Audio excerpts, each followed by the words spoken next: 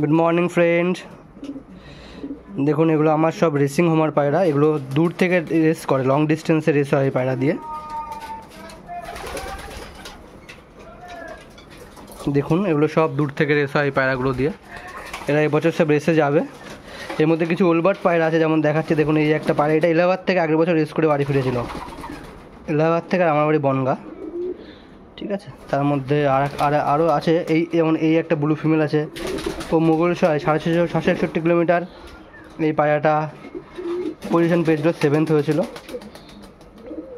ও same day return করেছিল পায়রাটা, 650 kilometre ওখান থেকে ছাড়া হয়েছিল, পায়রাটা বাড়ি চলে এসেছিলো সেম ডে। তো দেখুন, যেমন এখানে একটা পায়রা আসানসোল থেকে আছে কালো পায়রাটা, এই মিলি, এইটা না বাচ্চা, এটা না, আর একটা মিলি পায়রা আছে এখানে, এই মিলিটা, এই যে মিলি পায়রাটা আছে, এটা আগের আসানসোল থেকে রেস করা পায়রা। এই গ্রিজেল ফিমেলটা আসানসোল থেকে রেস করা, ঠিক আছে। বেশিরভাগ সব ইয়ং বার্ড এখানে, এবছরকার নতুন পায়রা।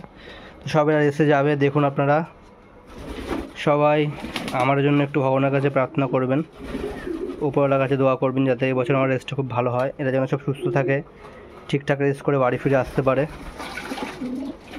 দেখুন সব পায়রা স্নান করতে, স্নান দিয়েছে, এখানে কিছু বসে আছে।